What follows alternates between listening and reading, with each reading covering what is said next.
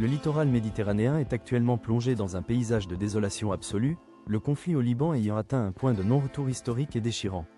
Nous assistons à une crise humanitaire monumentale, le bilan des victimes de la campagne militaire en cours s'élevant à 1 millier de morts.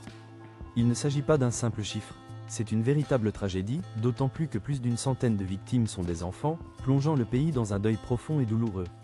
Alors que les bombardements intenses et agressifs continuent de redessiner le paysage de la région, les appels à un cessez-le-feu définitif se font de plus en plus pressants et unanimes depuis le cœur de la capitale. Dans une démarche urgente et cruciale pour mettre fin à ce cycle de destruction, le Premier ministre libanais a lancé un appel direct et ferme à l'intervention israélienne. Il appelle à un cessez-le-feu immédiat et s'est dit pleinement disposé à entamer des pourparlers directs avec les dirigeants israéliens afin de trouver une solution durable. Le message est simple et désespéré, le processus de paix est nécessaire immédiatement, pas demain, mais maintenant. Nous vivons un moment décisif pour la diplomatie internationale, où la recherche de stabilité se heurte à la dure réalité d'une population civile prise entre deux feux dans une guerre régionale brutale. Un climat de malaise règne dans la région, tandis que la communauté internationale observe la plus importante alliance mondiale traverser une période de bouleversements historiques sans précédent.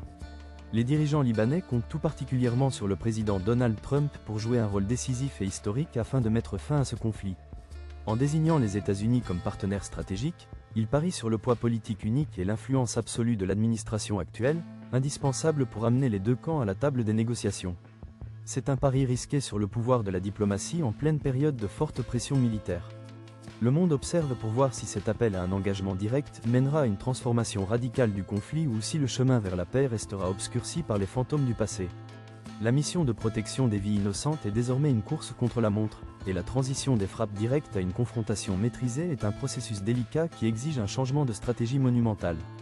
Nous vivons un moment décisif pour la sécurité internationale, où le destin de toute la région repose sur un équilibre extrêmement fragile.